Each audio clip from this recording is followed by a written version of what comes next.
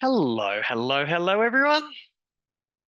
And guys, we're going to run this webinar tonight a little bit like we do the webinars in our online program. So if you're feeling brave, it's a total judgment-free zone. We'd love you to put your screens on. And the way we talk, please maybe keep yourself muted so we don't hear anyone's dogs or TVs in the background. But we will talk through the chat box. So please say hello in the chat box. Let us know where you're from. Let us know how your day is going. And I will be drawing from you to interact with me and bring these ideas to life. So please, if you've got something to say, we definitely want to hear it. Hello, Sarah, who says hello from Perth. G'day, Jenny, who's been in Melbourne, or who is in Melbourne. Noelene from Bundaberg. We're traversing the map here of Australia. Is there anyone here who's not from Australia tonight?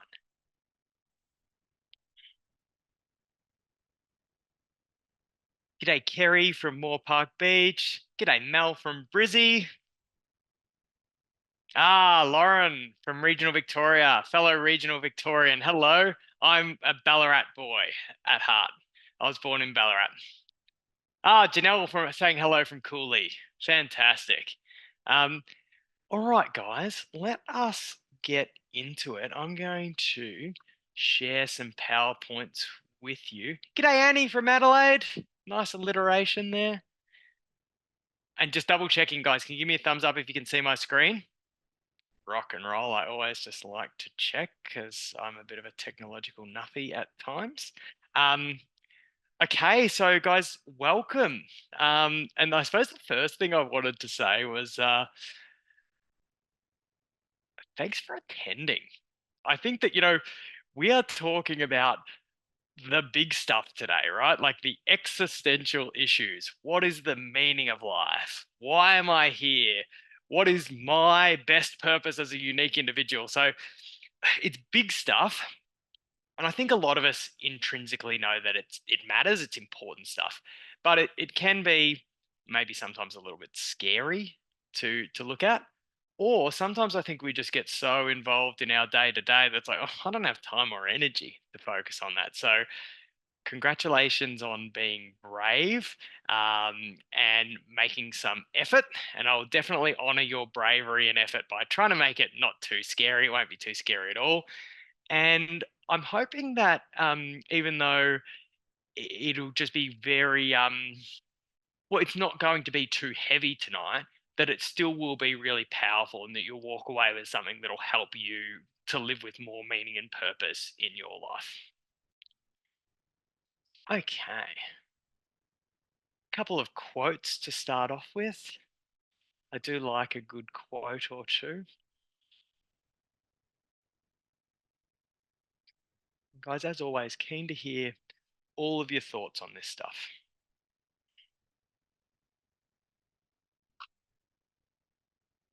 Let me introduce myself for people that don't know me.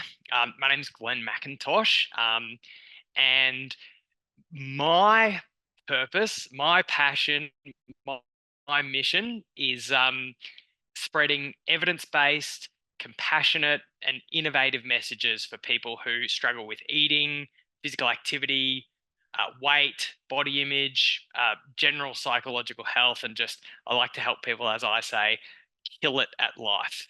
So a big part of my purpose is helping other people to find theirs, and I'm very interested in how living a life filled with meaning and purpose helps you to create healthier habits, because that's my background, and we'll talk a little bit about that as we go. So that's me in a nutshell.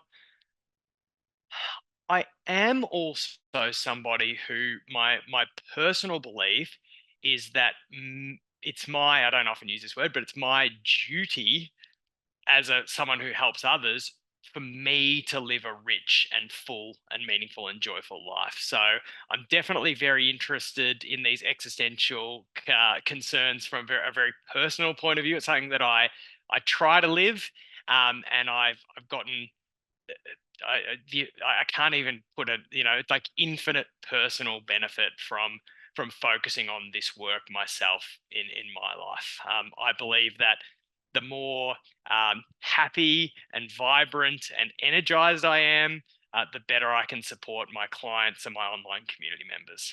And look, just on that, um, I did welcome, so I do a lot of work with training health professionals.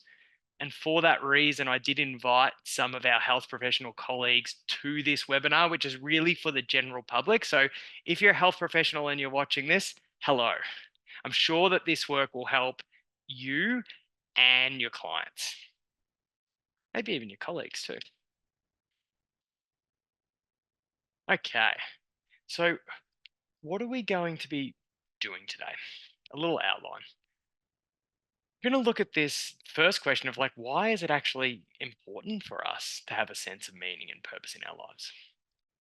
And in doing so, we're going to look at some of the interesting science behind meaning and purpose. I have been supporting people to find their meaning and their purpose and their direction for pretty much bang on 20 years now. And for me, something that I hadn't looked at was the science in this area. So I've spent the last kind of 6 months digging through the science, and it tells us some really, really interesting things. So we're going to unpack that a little bit. I'm going to give you 3 practical hacks to live with more passion and joy. So this is really from my clinical work with clients, as just a few things that I think can help you to live with more passion and joy. And if you take nothing else out of the webinar, I'm sure that at least one of them will help you out. We did want to give you a little bonus because I will talk you through down the track a whole webinar series that we're doing on this very topic.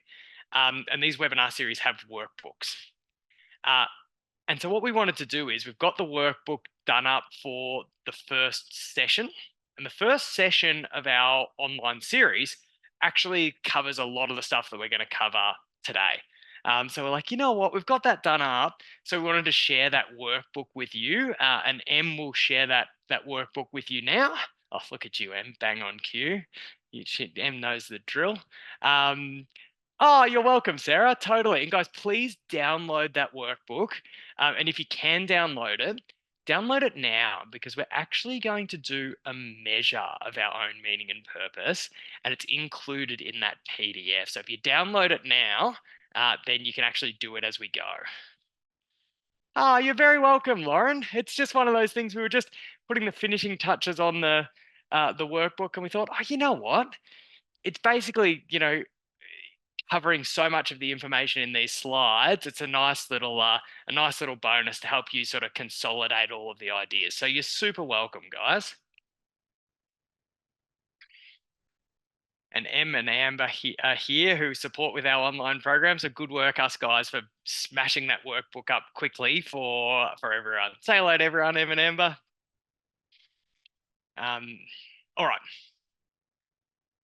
And then I am going to let you know for anyone who wants to go a bit further and actually get supported to discover and to live their unique purpose, I'll let you know about this whole webinar series that we've got coming up in just over a week. Okay, so let's get to this. Why is it even important for us to focus on this? And we've got a really little poll that I'd like us to just answer. It's a simple yes, no. Em will put it up. And this was a question that was asked in the very, very first research on meaning and purpose ever. You can even tell that the item questionnaire, do we need something for the sake of which to live, is written in kind of old school language. I was going to make it more modern, but I thought, you know what, we'll do a little experiment with the members in this group and we'll use the exact same question they used in the first ever research on this stuff. So guys, please, if you can give us a simple yay or nay. Do we need something for the sake of which to live? Is it necessary for us? Yay or nay?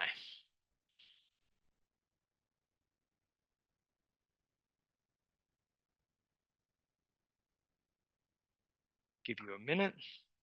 Guys, I think our polled answers will come up, but no one's individual answers will come up, so it's totally anonymous.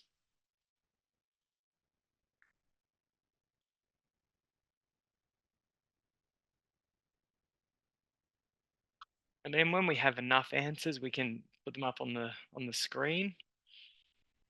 Be brave, guys. Go with me. Oh, we got 93%. I don't know if you can see this on here, but we've got 93% yes, 7% no. I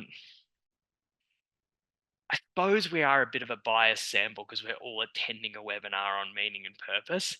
But interestingly, the first ever research, the data showed it was 72%.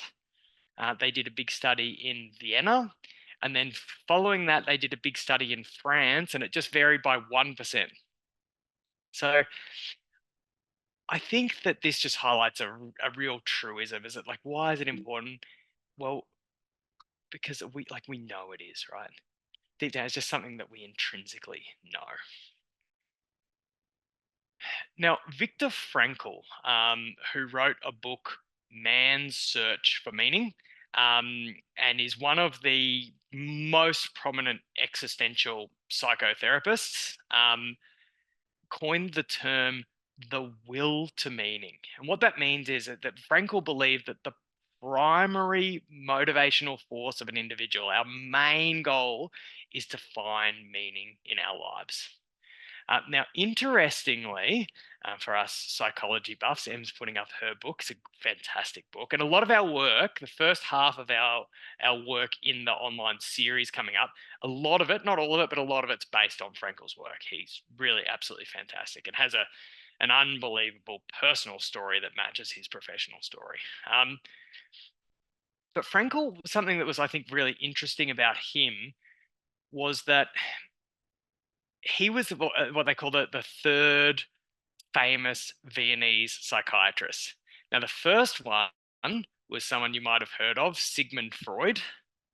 And Freud really believed it's more complex than this, but Freud really believed that our base desires were towards pleasure and away from pain. So Freud coined the term the will to pleasure. And it was basically that we are very biologically based animals and we just want more pleasure and less pain. The second famous Viennese psychiatrist, Alfred Adler, coined the term the will to power, which was basically, no, it's not just about pleasure and pain. It's about us human beings. We actually want to establish more power, more dominance. We want to grow, we want to develop, and we want to be less inferior than other people. So if you have heard the term inferiority complex, Adler was the person who coined that. And I think something special about Viktor Frankl was he was the first psychotherapist to say, you know what? I believe that human beings are more than just these biologically based creatures that want more pleasure, less pain, to establish more power in the jungle of other humans. I actually think there is a psychology that we have, and we are all on a search for our unique purpose, and we have some freedom in the way we live our lives, rather than being complex but almost like predetermined creatures. So it's pretty groundbreaking stuff in terms of psychological history. Be keen to hear what your thoughts are, guys. But let's get into some of the research on meaning and purpose, because a lot of since then a lot of psychologists and academics have researched this stuff.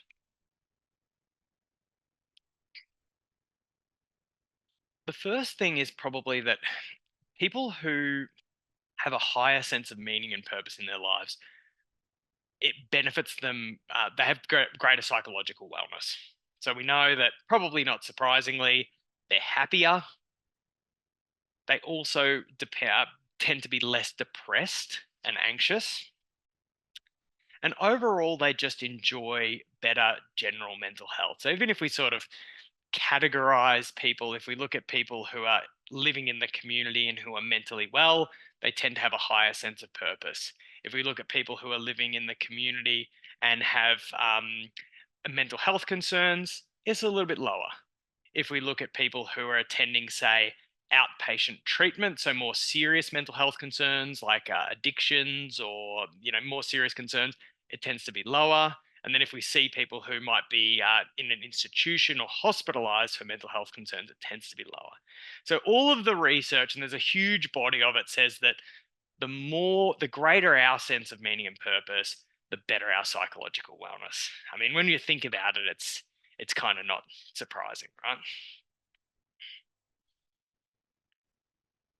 We also know, and this is something that is very interesting for me as a health psychologist, so someone who's very interested in, yes, helping people live with meaning and purpose, helping people with their mental health, but also really interested in helping people create healthier habits and healthier lives.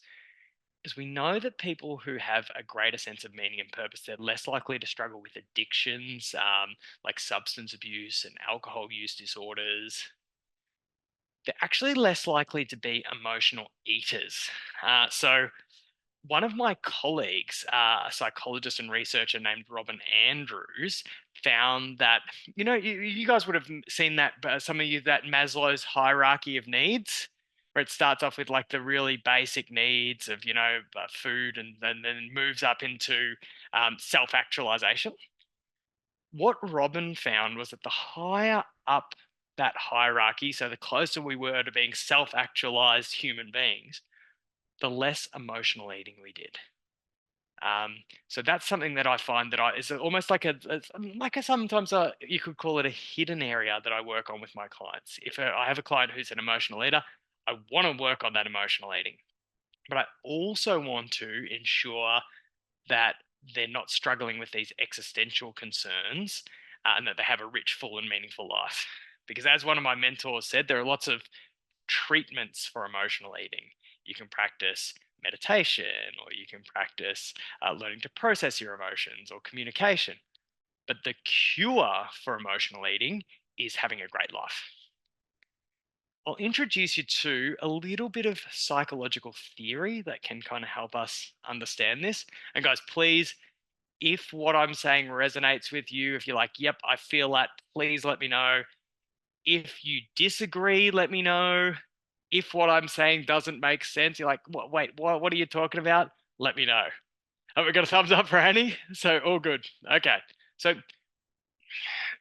this is a little bit of psychological theory when it comes to um, the relationship between meaning and purpose and some of those habits, some of those short-term habits that we use for pleasure that might not serve us so well in the long term. So I want to introduce you to two terms around ways to conceptualize pleasure.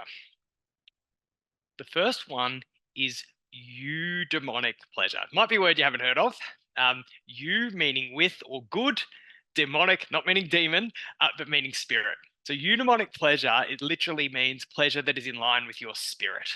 And it's that sort of pleasure that comes from doing things that really deeply matter to us, achieving really important goals, and being connected with others. So it's like you can think of it like more like a satisfaction like pleasure. The other pleasure, which you might be more familiar with, is hedonic pleasure. You know, that the hedonists, the fun, the temporary, and the often sensory pleasure. Now, as a general psychological principle, and this actually holds when we talk about all sorts of behaviors, whether it's emotional eating, whether it's addictions, whether it's doom scrolling our phones, whether it's impulse shopping, the more eudaimonic pleasure we experience, the less of a need we have for hedonic pleasure. It's like if our lives are filled with meaning and purpose and they're rich and full, then we have less of a need to distract ourselves or maybe escape from those lives with those short term and sensory pleasures, which, obviously, if we're doing them really habitually, are not so good for us. So a big part of my work with clients is helping to create such rich, full, meaningful lives that there's just actually not a lot of room left for emotional eating. Oh, cool. Sarah says makes sense. Make total, yeah. And it's interesting because sometimes you start to kind of think about things in this way. And sometimes when I'm doing work with clients, helping them live lives that they're happier with, um, sometimes then it makes it easier for us to then target, say, the emotional eating or the drinking or whatever it might be for them. And other times, if we're really lucky, that just falls away. And that just kind of happens naturally. Okay, cool. Let's continue with the research. Whoever said research wasn't fun and interesting?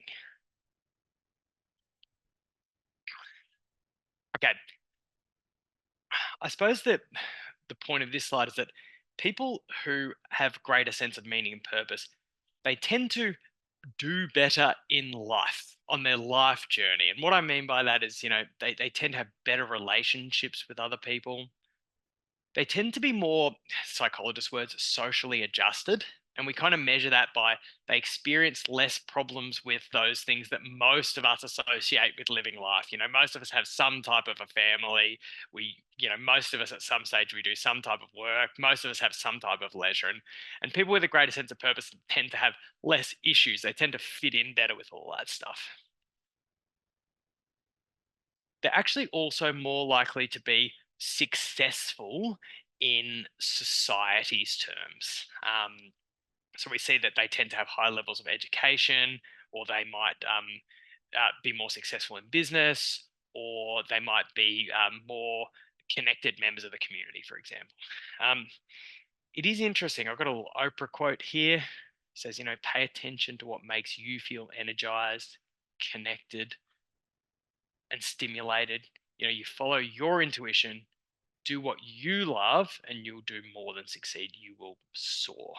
Um, I think it's interesting. Viktor Frankl, in his work, very much talks about success not being the goal. And I think that I tend to follow that with my clients. The purpose and the passion and the doing what matters to you is the goal. And the success often kind of comes as a byproduct. But definitely, I enjoy seeing this with my clients when we work on that sense of meaning and purpose. They might have, more successful businesses, or they enjoy a richer family life, or even they just have more time for themselves to do those things that they enjoy. So thank goodness, um, it isn't a matter of having to choose between, am I successful by society's terms, or do I follow my own meaning and purpose? Often those things actually work in together, which is nice.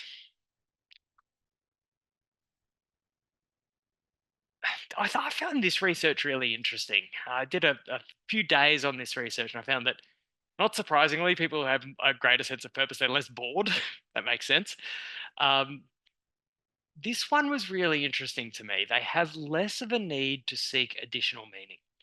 So they're actually questionnaires of, like, are you a meaning seeking person?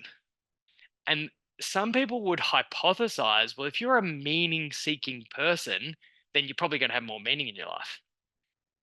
But what the research said is that no, people who have a high sense of meaning and purpose and direction, they actually tend to, like, not need much more. They're not constantly looking. So for me, when I read that research, it almost says you can get there.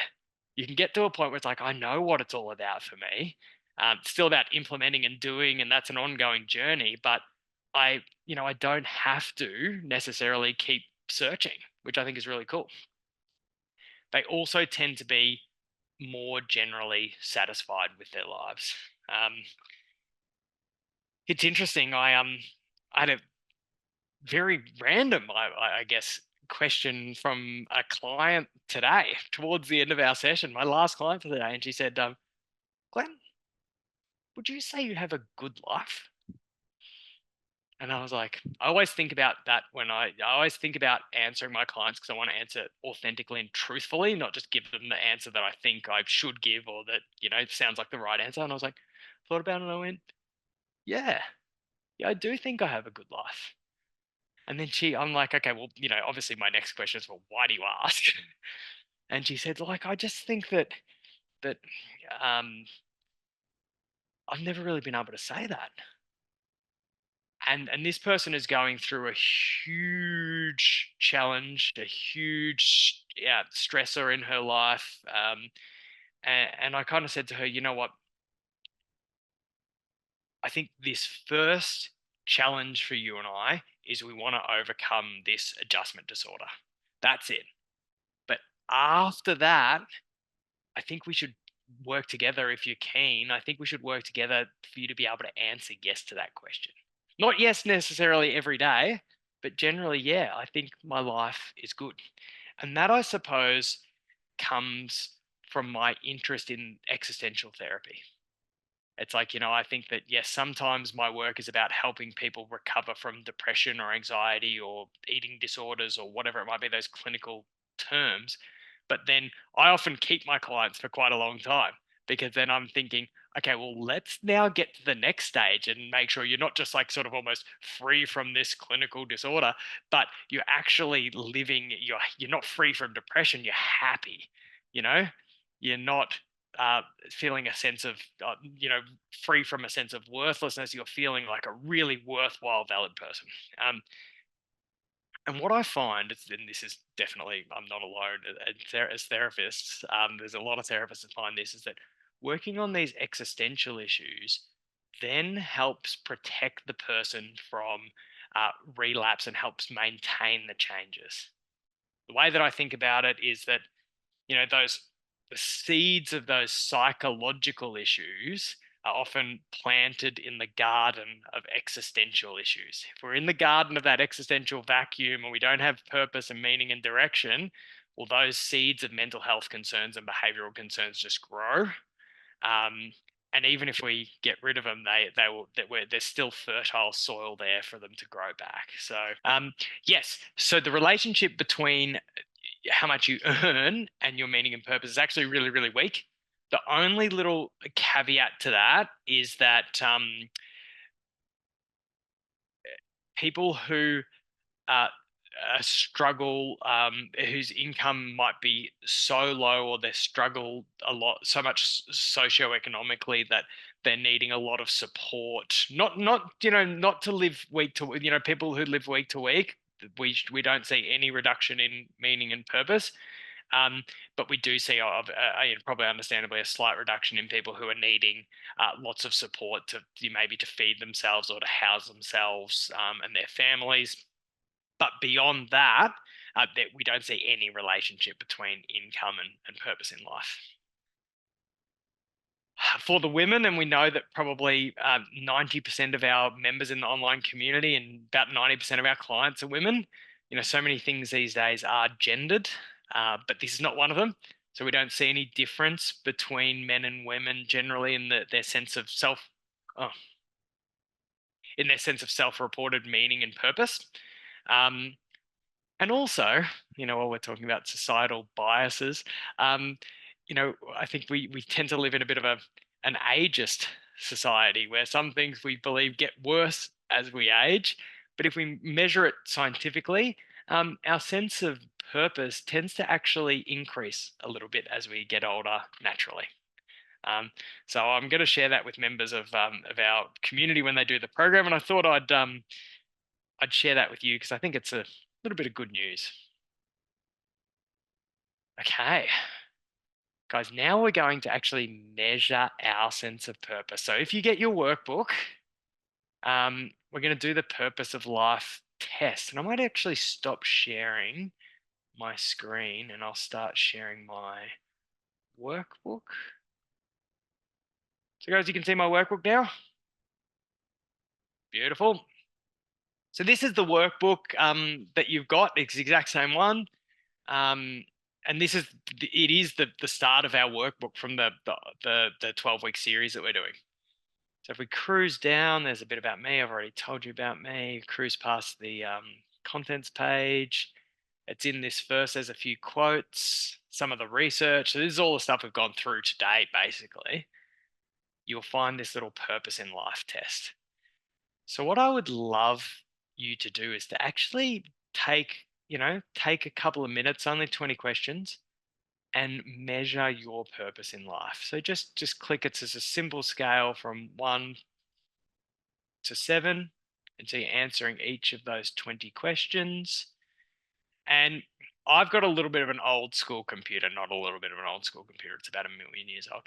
So I think I've got an old PDF viewer. So mine doesn't add up at the bottom, but you should find that if you've got an up-to-date one, that yours will add up. And if it doesn't add up, you can just add it up. All right. So guys, what I'm going to do is I'm going to challenge us to share our score in the group if we're feeling brave.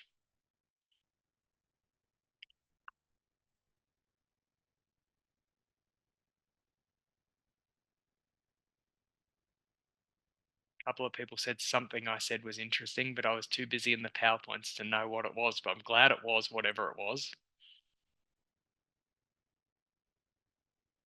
It's a bit like therapy. Sometimes we don't quite know what's interesting to our clients and not.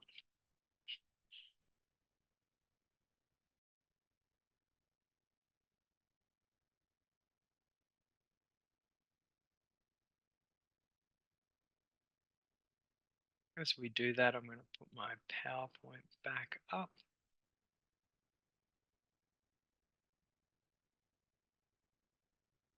Keep a better eye on the chat box.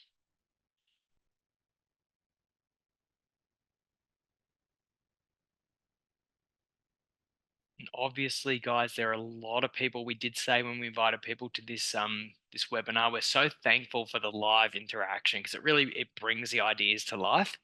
And it benefits you guys, but it also benefits all the people who are watching in their own time. So welcome to everybody who has registered and who couldn't make it, because we promised we would send this to you over the next couple of days. So you can please do your own purpose in life test.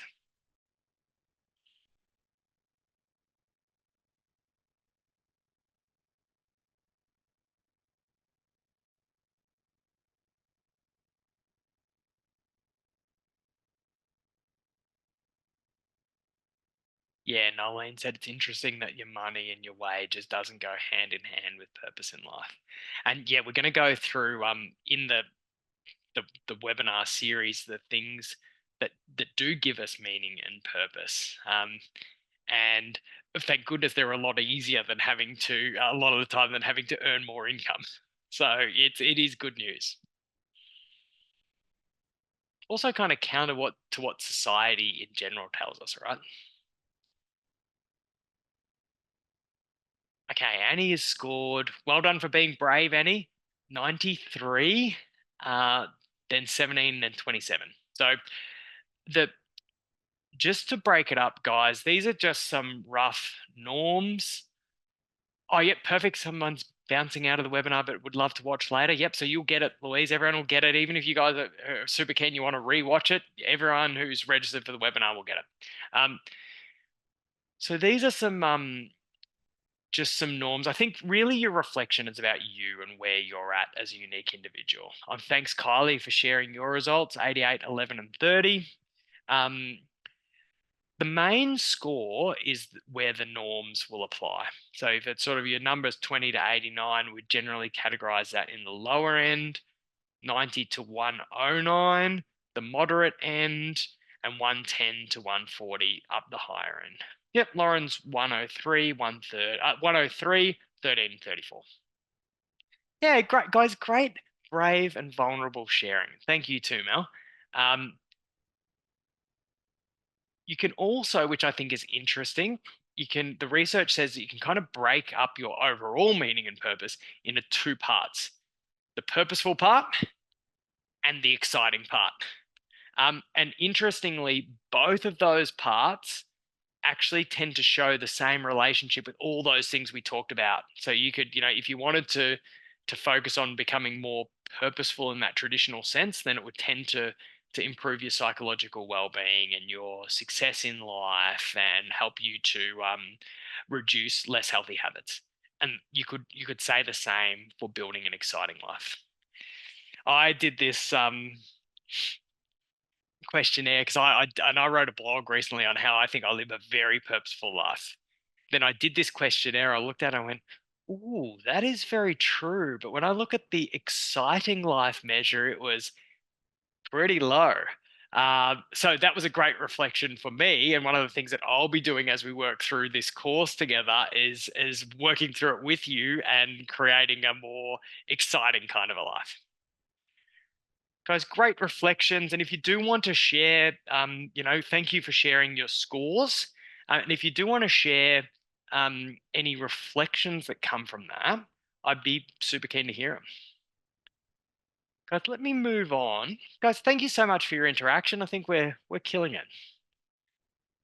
Especially too, this is like a first for me because I've had I've had as many conversations about this stuff as there are grains in the sand with my one-on-one clients. But this is the first time I've ever brought my meaning and purpose work to the public in a group format. So I feel like it's going well, and that's due to you guys as well. So thank you.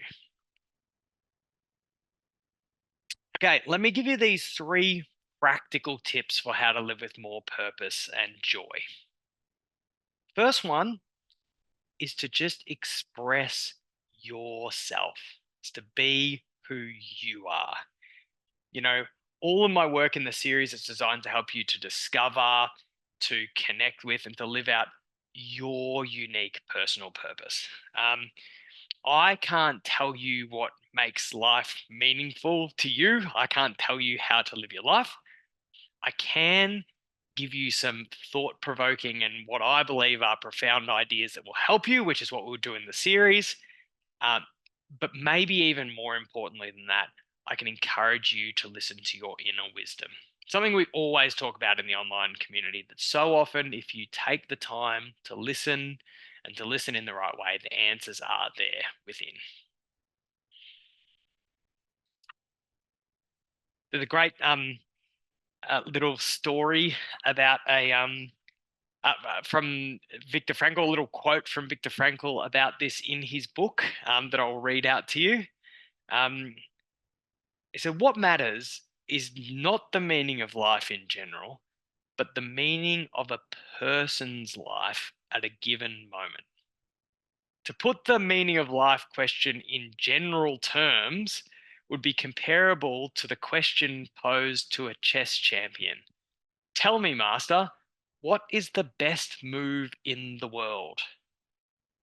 There is simply no such thing as the best or even a good move when it's taken apart from a particular situation in a game and the particular personality of one's opponent. The same holds true for human existence.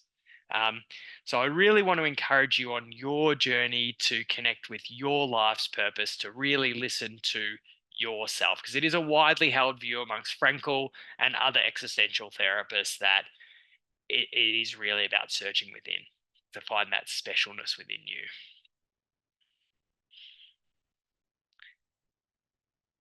Okay. The next tip is to enjoy what I call a rich recipe of purpose. And that's this, sometimes I think there is this sort of understanding that my purpose has to be one thing. And I don't think living a life with purpose has to necessarily mean living a singularly focused life.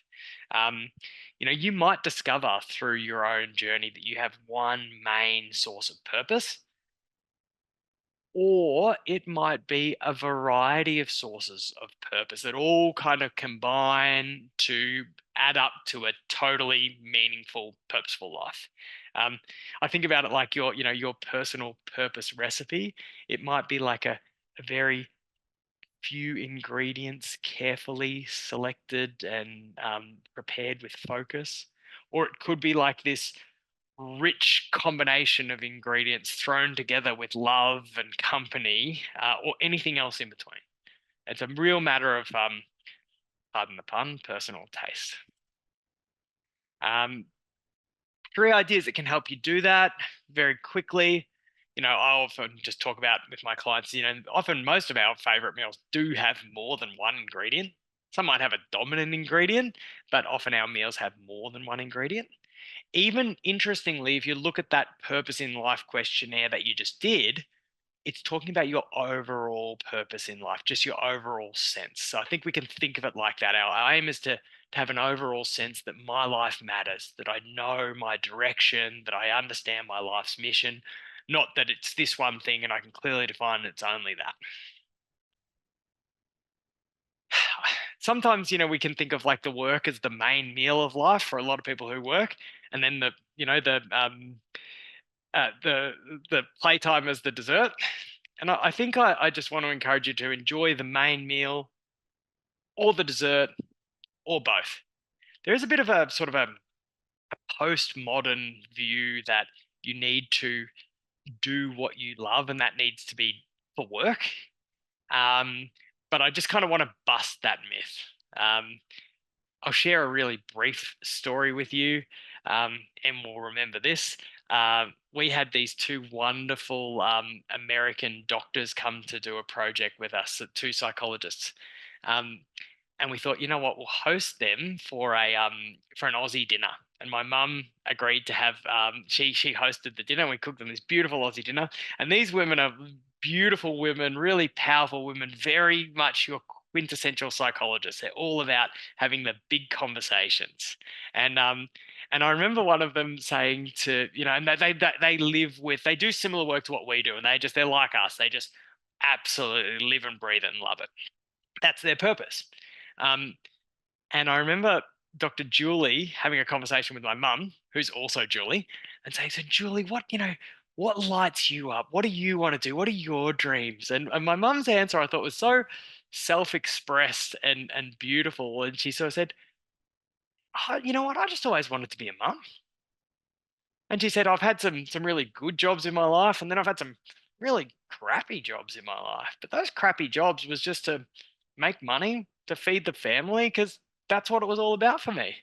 And I thought, what a great answer. And to me, it highlights that self-expression. It's like, this is what it means to me. And also that reality is that for some people, they're like me, I'm really fortunate. My work is so much of my personal purpose. For other people, it might be my work actually pays for my personal purpose. Say if it's, for example, it's travel. I do this so I can do that. Um, or it could just be I do this, my work is whatever it is, and then afterwards, that's when I get my purpose. So it can be whatever combination. It definitely doesn't have to be something that you do for work. In fact, some people will say the best way to kill your passion is to do it for work. But again, it's all super unique. The other thing is just to acknowledge that our tastes do change over time.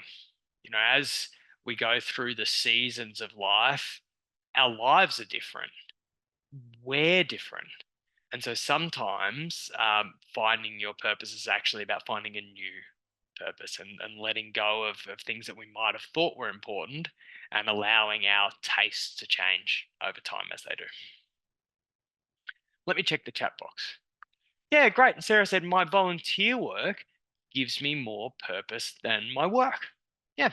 So sometimes, for us, the work a lot of us, we need to work for money. But it's like, no, actually, the stuff I do for volunteering, that's more what it's about for me. Beautiful.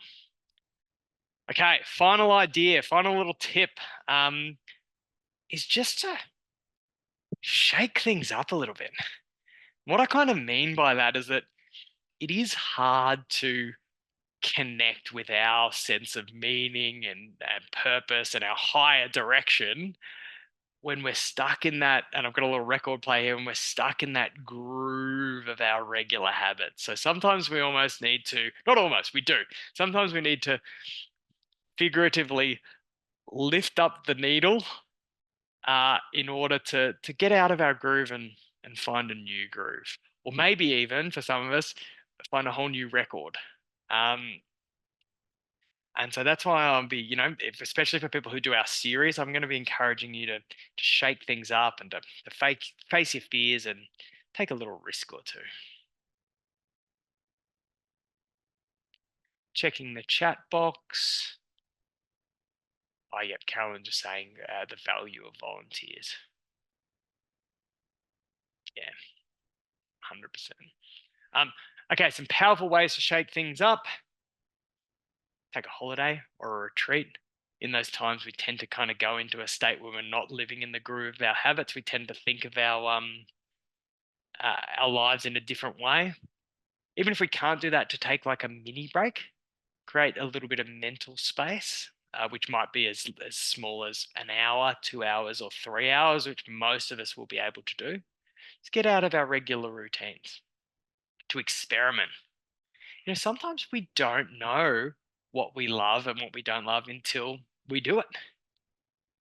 Harriet from our team I thought it was such a great little story. She's found a lot of meaning and purpose in the bouldering, so like the rock climbing activity. And I love this story so much because she had a bouldering voucher given to her by friends who were into bouldering 2.5 years ago. Voucher was still valid. She didn't even choose to go. Her and her husband were like, we should go. And they just never went for 2.5 years. The friends eventually came up to Brisbane and were like, we're taking you. And she's been going 3 times a week since and loves it. Whole lot of meaning and purpose in that activity that she never knew unless she experimented. Face a fear or take a risk. Sometimes we kind of know what we want. It's about being courageous enough to reach out and grab it. And then to learn something new.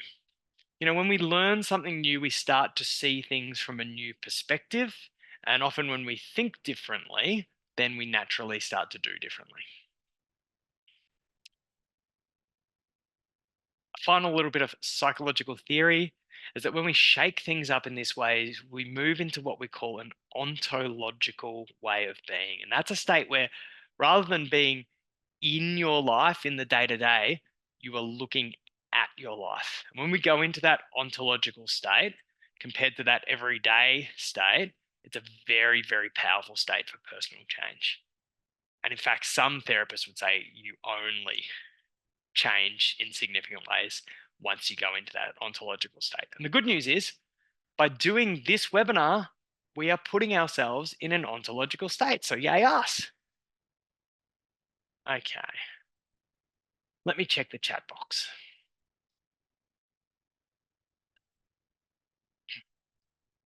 Noelene said, I've tried to keep work fun rather than a workplace. We have music playing, do a bit of stretching, telling dad jokes. I love that. We spend a long time at work as before work, or doing it at the end of the day. Yeah, so it's a place where you all have to be. So you all kind of make an effort to make it a fun place to be, which is really, really cool. And I think that's really interesting that sometimes finding meaning and purpose absolutely involves doing something different. Sometimes finding meaning and purpose involves doing the same thing differently. Sometimes finding meaning and purpose, and we're going to talk about this in the series, is actually doing exactly the same thing in the same way, but with a different viewpoint around it. And he started snorkeling, new activity, loved it. Oh, interesting. Carolyn said, I think we can discover meaning and purpose when we go through a hard time or struggle. And that motivates us to maybe volunteer or train.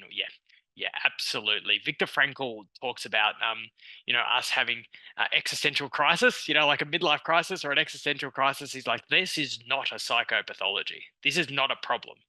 Feeling uncomfortable feelings associated with what is this all about for me is actually really healthy and normal, especially for someone who's interested in living with more meaning and purpose.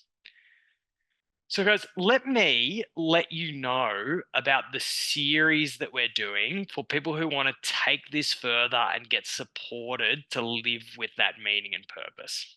And guys, I'm just so excited about this series. It's going to be super cool. I am, for people who are members of our online community who do our series, they will know that I'm not afraid of homework.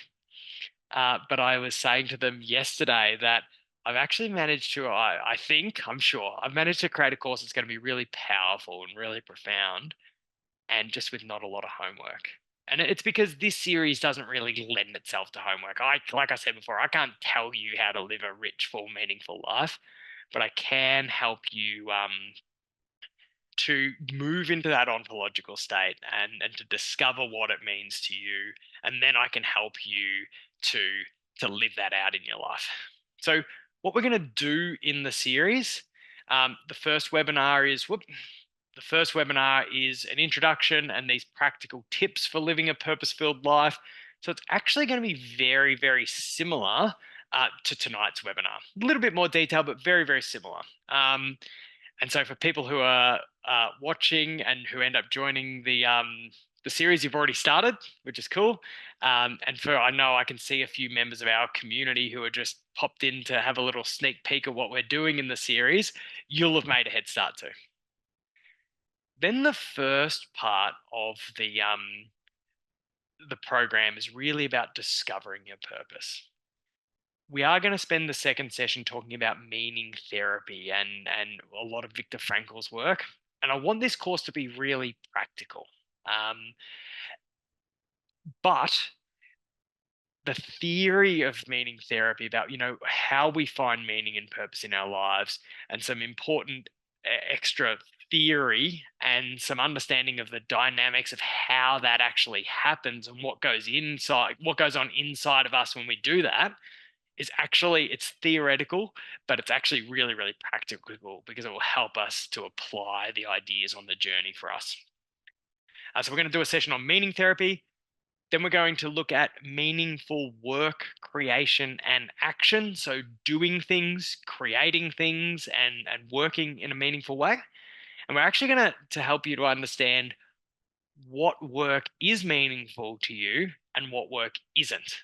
Because, of course, we can do a lot of creating things and a lot of actions and a lot of work that doesn't matter. So we're going to help you to understand that for yourself as a unique individual. Then we're going to be talking about meaningful connections with people and nature. So really seeing outside just ourselves and seeing something that is greater than ourselves, whether that is other people that we can connect with, other people that we can serve. We're going to talk a little bit about the value of service, or it might be a connection with something greater than us, which might be nature, the creatures within nature. It's going to be a really cool session, that one. We are going to talk about, which was mentioned by Carolyn, how we find meaning in adversity and suffering in our lives. To be clear, we're not choosing suffering. Viktor Frankl says in his work that no, it's if we have avoidable suffering, the meaningful thing to do is often to avoid it. But of course, in our lives, we can't always avoid it. And in those situations where we can't avoid our adversity, where we can't avoid our suffering, then we're going to look at the reality that we do have the personal power to choose what that suffering means to us and also to choose how we respond to it. So a really powerful session, especially for people who might be struggling with things in their lives. Then we're almost going to flip the script. We're going to talk about meaningful experiences and joy.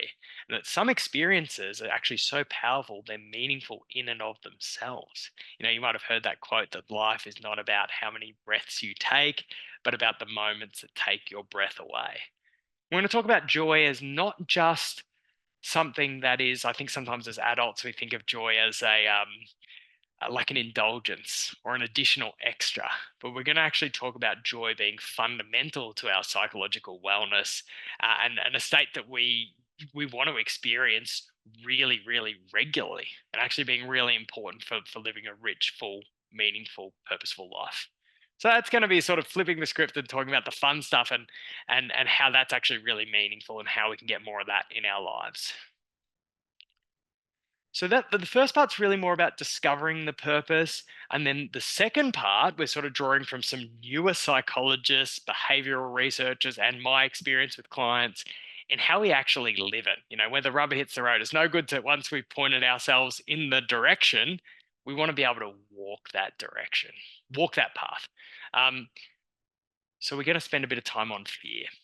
The first part, we're going to look at the reality that living a life with purpose often involves taking some risks, but how to understand for yourself when a risk might be a negative risk or a positive risk. And then if it's indicated, I'll be encouraging you to take some positive risks. Really cool. It sounds scary, but when you do it, it's actually really cool and really fun. You feel more alive. Then we're going to look at, even if you've thought it through and you've decided that this is a positive risk, it's one that you can handle no matter what the result. You can cope with it even if it doesn't go well. Got support around you, all that sorts of things. Still, doing important things is often scary for us anyway. Fear is a natural part of doing things that matter to us for a lot of people in a lot of situations. So we're going to look at how you can reinterpret that fear, and in reinterpreting, it's a really powerful session, how you can transcend your fears and do what matters. Then we're going to spend a session on welcoming sacrifice. So sacrifice is not a word we often use in this sometimes entitled and give it to me now kind of generation. But we're going to look at that if we've pointed ourselves in the right direction, actually choosing and welcoming sacrifices and letting go of all of these alternative lives that we might otherwise have can actually help us focus on the one that is best for us and not distract ourselves and do the work that matters in order to really feel that deep sense of passion and joy and direction. Really making the sacrifice and the letting go of the alternatives worth it. We're going to talk about developing resilience and perseverance and grit. And Em will put up the link to this, guys. If anyone is interested, we'd love you to join us. And we'll put up the link to the series of where you can join up. It's, the resilience and perseverance and grit is all about how we stick with it.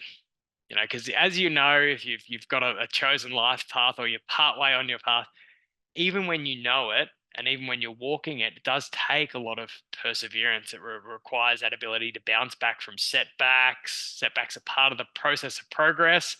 And we need to develop that grit to kind of stick with things when things get challenging.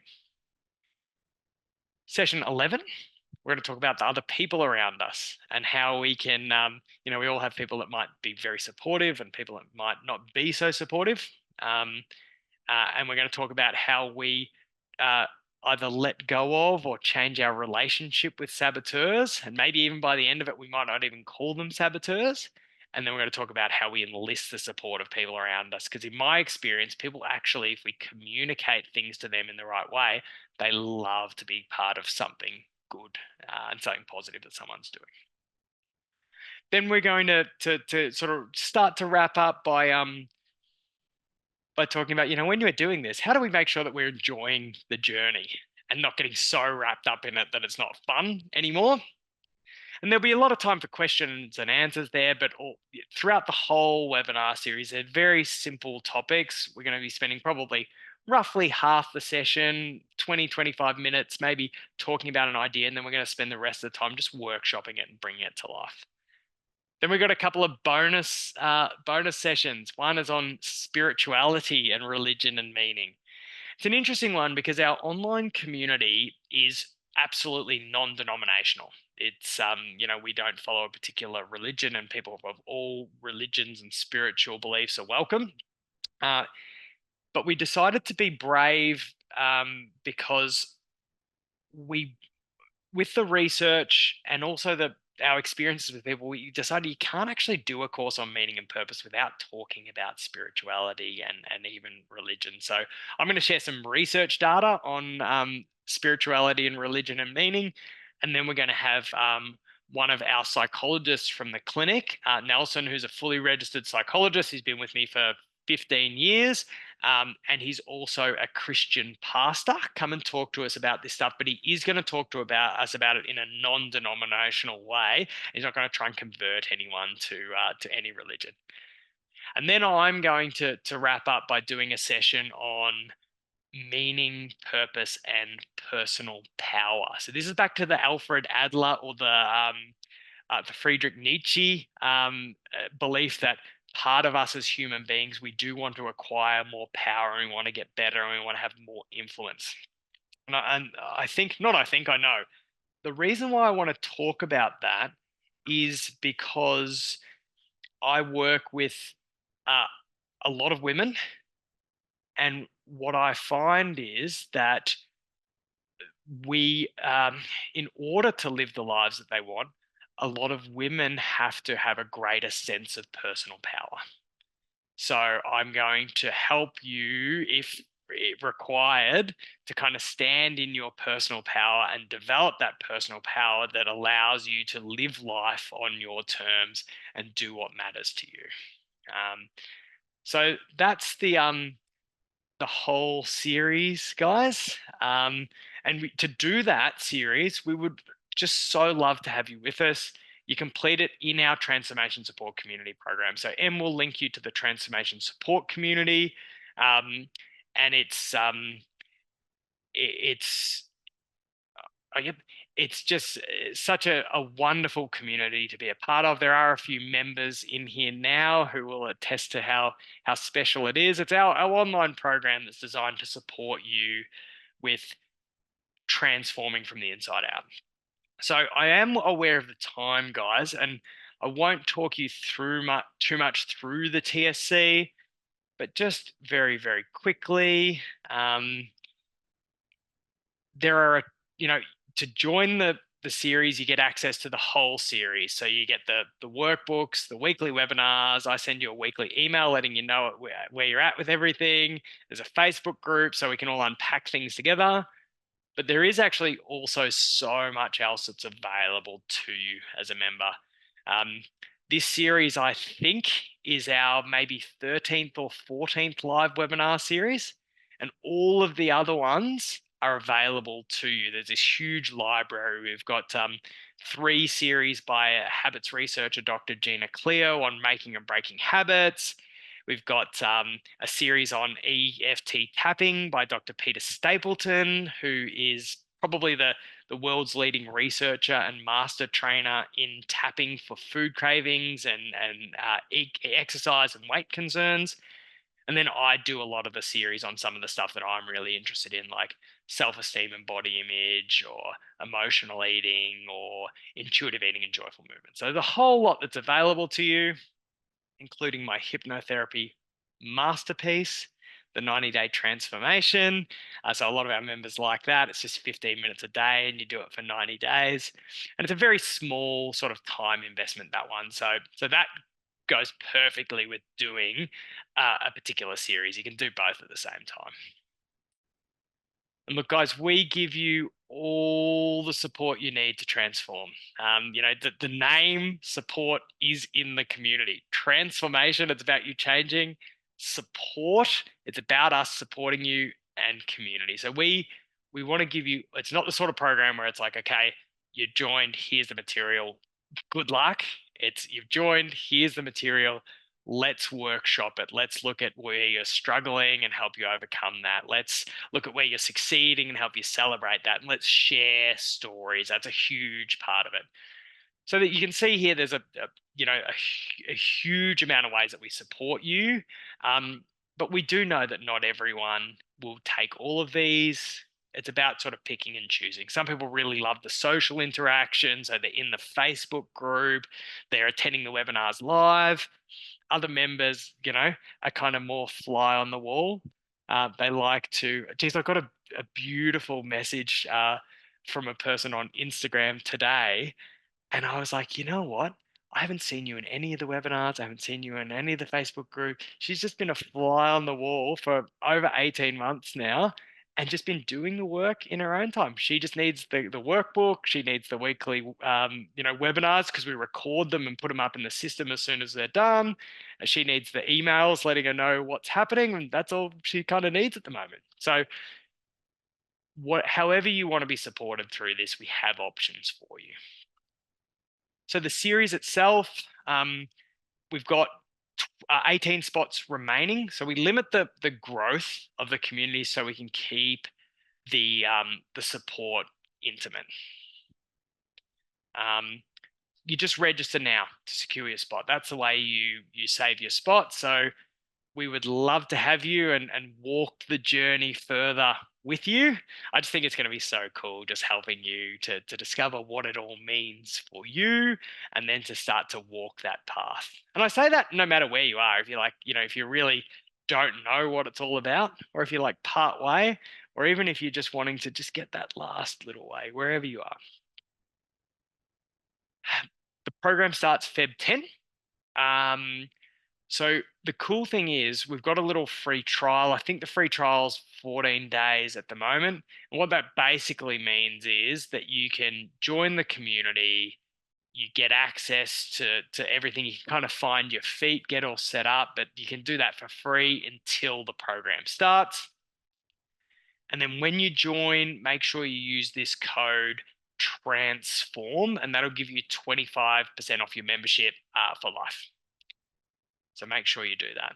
And again, Em's given you the link. Em, if maybe if you just put up the link to the series again. A couple of questions that people tend to ask is like, hey, do I have to go to the webinars live? The webinars are done at 7:30 p.m. Australian Eastern Standard Time of a Wednesday. So this time, but on the Wednesday, you absolutely don't have to. Actually, most of our members now, we know they watch in their own time. A lot of them find a particular spot of the week that works for them, and they see it, they watch it then like their favorite TV show. And then, another concern people have is you're joining up to a membership program. It's like a gym. It's like, well, hey, how long do I have to kind of join up for? What if I want to cancel? There's no contracts or anything, so you can just join whenever you want, and you can wrap up whenever you want. The good thing for us is we do find a lot of members will stick with us for months or even years. We do have a lot of foundation members that have been with us for 5 years now, and they just find that being a part of the community and doing the work in a way that's right for them just helps them continue to transform. So guys, that is it for me. I'm conscious that I have kept us a little long, as I sometimes tend to do. But I will check the chat box, and I am here for any questions. And look, I don't think we've done too badly because, like I said, I've never done that presentation before. I've had a zillion conversations about it before, so I'm like, I don't know exactly how long it's going to take. Let me check the chat box.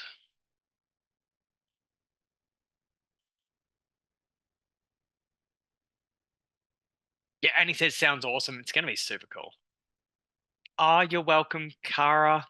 Yeah, it is going to be such a game changer for so many of us. It is, and it's one of those things that some of our courses are, well, we think all of our courses are valuable, but some of them are more like, oh, this is for this specific type of person, or this one, I'm kind of like, I've been telling, the team about it, and half of our team are like, I'm going to do this.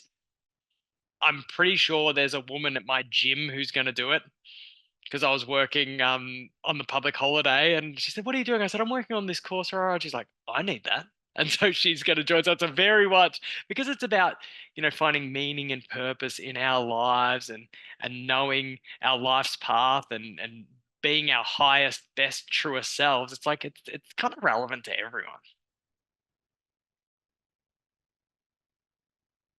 Oh, you're so welcome, Mel. But says thank you for developing the course and guiding us through it. Looking forward to the positive changes that it brings to my. It's going to be so cool. Love your positivity and enthusiasm, Glenn. Oh, thank you.